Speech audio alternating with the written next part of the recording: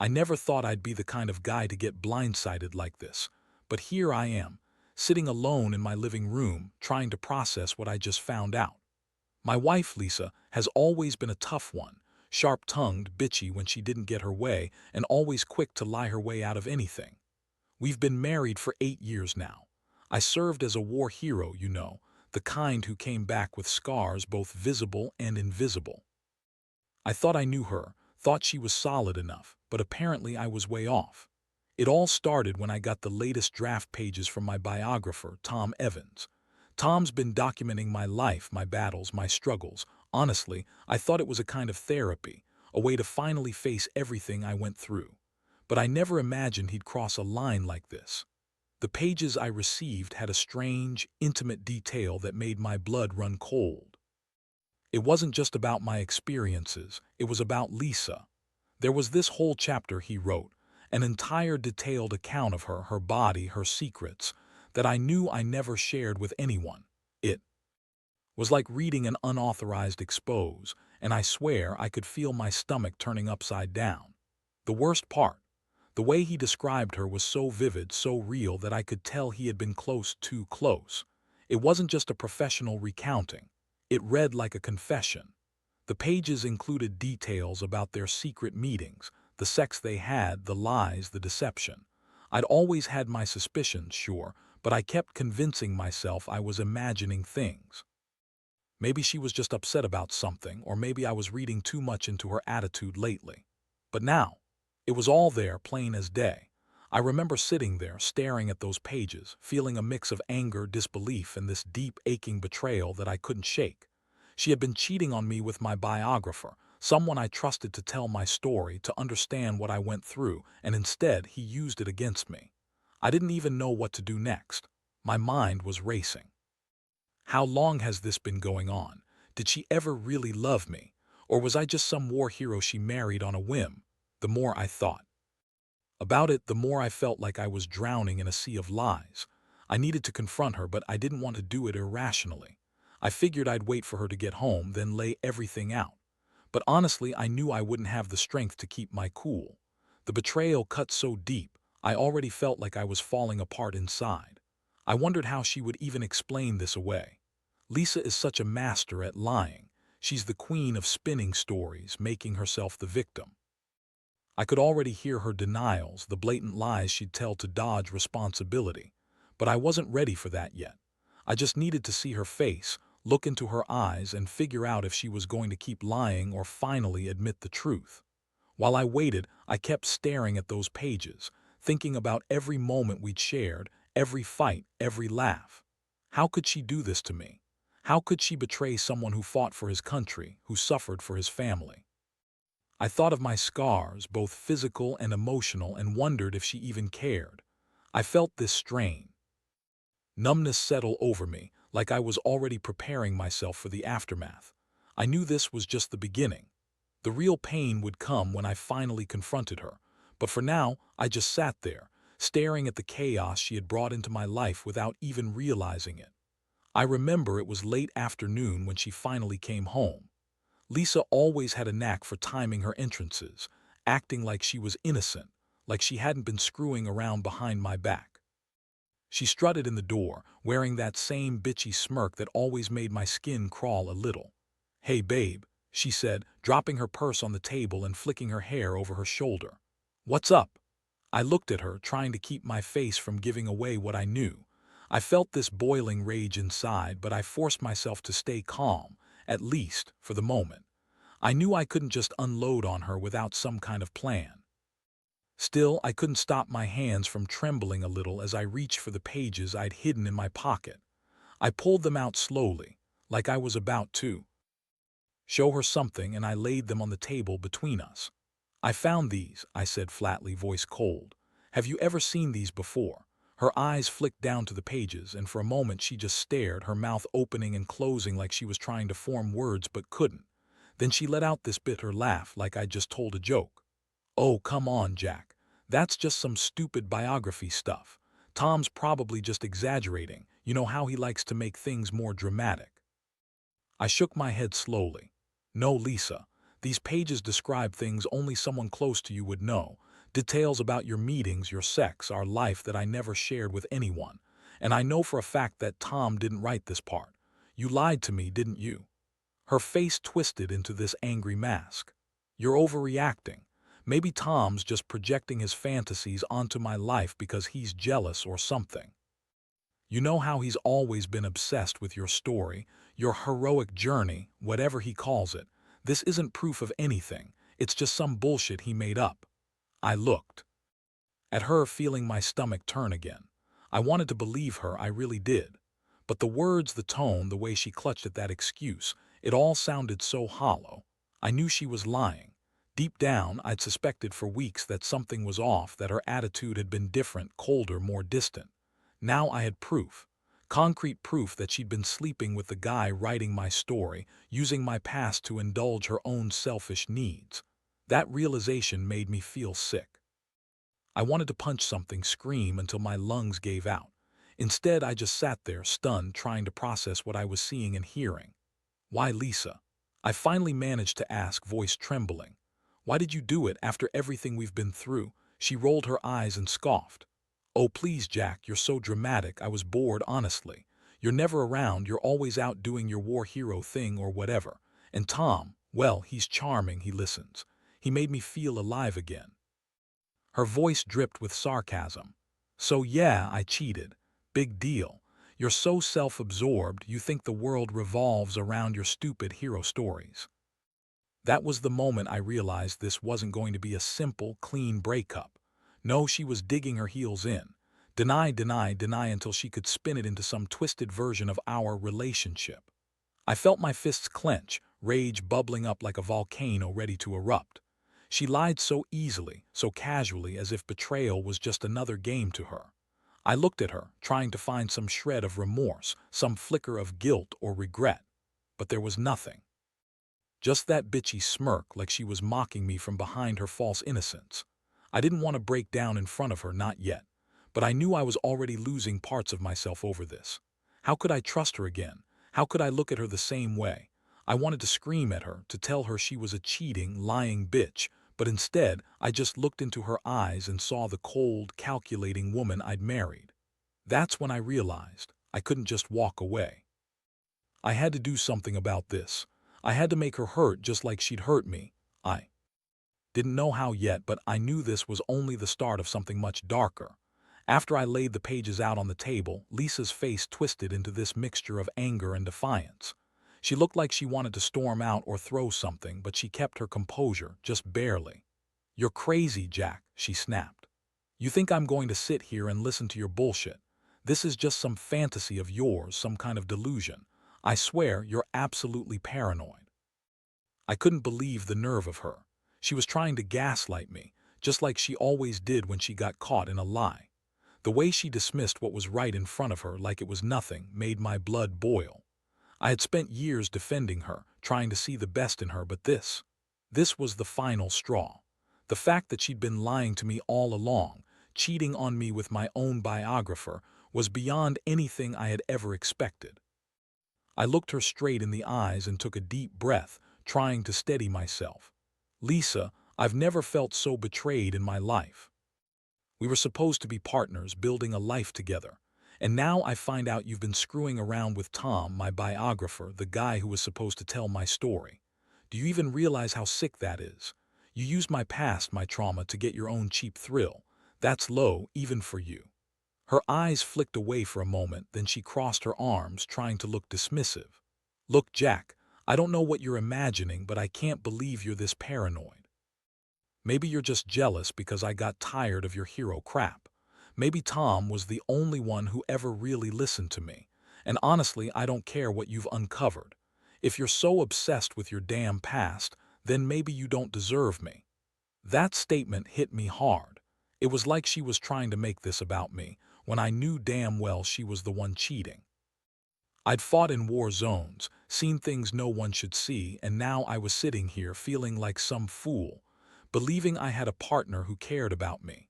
Turns out, I had a wife who only cared about her own selfish needs, lying, cheating, and spinning stories to justify her betrayal. I wanted to scream, to shake her and make her see how much she had destroyed. But instead I stood up, feeling my knees shake a little. I looked at her one last time, this woman I thought I knew, and I realized I couldn't stay silent anymore. I needed to know how deep this went, what other lies she'd told, and what her true intentions were. I told her I was done playing her game, that I had to leave, to think, to breathe. I grabbed my phone and told her I was going out for a walk, but what I really did was head straight to the computer. I needed to find out everything about Tom, her meetings, her conversations, everything. I couldn't let her get away with it. Not this time. I'd always been the strong one, the guy who fought for freedom and justice, but right now, I felt like I was fighting for my own damn soul. I knew that once I uncovered the full extent of her betrayal, there would be no turning back. I was already planning my revenge, even if I hadn't fully admitted it to myself yet. I sat there for a while, staring at the screen, realizing the night was only beginning. My mind was swirling with anger, sadness, and this cold resolve to make her pay for what she did. I'd find a way to hurt her just as badly as she'd hurt me, maybe more. I didn't know exactly what that would look like yet, but I knew I'd never forget the way she made me feel, like I was nothing, just a game to her. And the worst part, I didn't think I'd ever forgive her. The deeper I dug into Tom's files, the worse it got. I'd always trusted him. He was the one documenting my life, my struggles, my victories. But now, reading through his drafts, I realized he'd gone way beyond that. There were pages filled with descriptions of Lisa, our Lisa, like I'd never seen her before. Details about her body, her secrets, her affairs. It was like reading an expose, but the worst part was, I felt like I already knew the truth all along. Tom's writing was so explicit, so raw, I could almost picture her in my mind doing all the things he described. More than that, I found emails, texts that confirmed everything. She'd been seeing him behind my back for months. The way they communicated, secret messages late at night, code words, plans to meet up. I was stunned. How could she be so cold, so calculating? She'd lied about everything, even her own feelings, just to keep this affair hidden. And Tom, he wasn't just her lover, he was obsessed. He'd even told her that he wanted to document her story as much as he wanted to write mine. All the while, he was secretly living out his own fantasy with her. I felt this sharp pain in my chest. Betrayed, humiliated, furious. I'd fought for my country, for honor, for my family, and here I was, falling apart because the woman I trusted had been screwing around with a man who was supposed to be capturing my story. She used my past, my PTSD, my war scars, everything I am, to seduce him, to feed her own pathetic need for attention and excitement. I couldn't believe I had missed so many signs. The way she's been acting, the late nights, the odd texts, the way she'd get defensive whenever I asked about her whereabouts. Now I knew why. She wasn't just lying, she was actively deceiving me, using her affair with Tom to get her kicks. I sat there for hours trying to process everything. The memories of us, the good times, the fights, the moments I thought she loved me, those all felt hollow now. This was a betrayal on a level I never expected. I felt betrayed by her, but also by Tom. He wasn't just some biographer anymore. He was a predator, a manipulator who saw my wife as a prize to be claimed. And Lisa, she was just a user, a liar, playing her part in this twisted game. I kept thinking about how she'd told me she loved me, how she'd laughed at my stories, how she'd kissed me goodnight even as she was secretly screwing around. I knew I had to confront her again, but this time I wasn't going to hold back. I wanted her to understand exactly how much she'd screwed up, how much she'd destroyed our life. The anger was bubbling up again, and I wanted to lash out, to make her feel as betrayed as I did. But I also knew I had to be smart about it.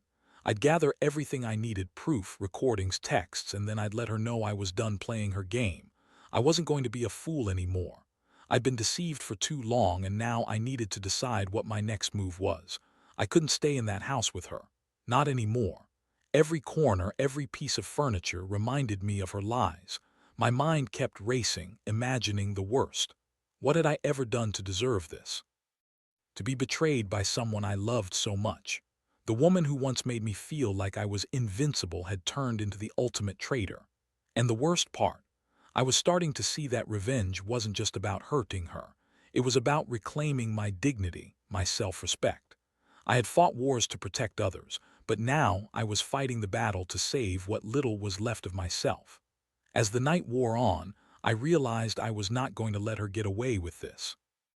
If she thought she'd just lie her way out of it, she was dead wrong.